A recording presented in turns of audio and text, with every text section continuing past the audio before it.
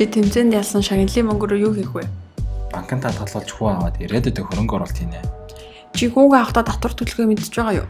Яагаад? Хөв хүмүүс цалин шууд ус орлого авбал бас бизнес ивэл татвар төлдөг гэж бодсон шүү дээ.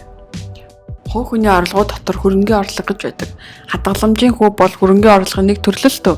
Чиний мөнгө чиний хөрөнгө шүү дээ. Тэр хөрөнгө хадгалуулах замаар чи мөнгө олж байгаа юм.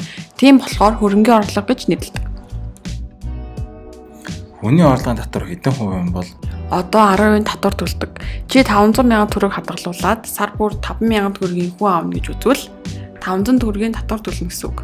би тэгэхээр 500 сая төгрөг хадгалуулаад 4500 төгрөгийн хүү гар дээр авах нь байна тийм ээ. Тийм ээ. За ойлголоо. Би бусдад зээлдүүлээд хүү авбал энэ татварын төрөлд орох уу? Орно. Хүүний орлогод хадгаламж зээлийн хөвгөөс гадна баталгаа, батлан даалт зэрэг орлогоудаас ордог. За миний хэлж болчлоо.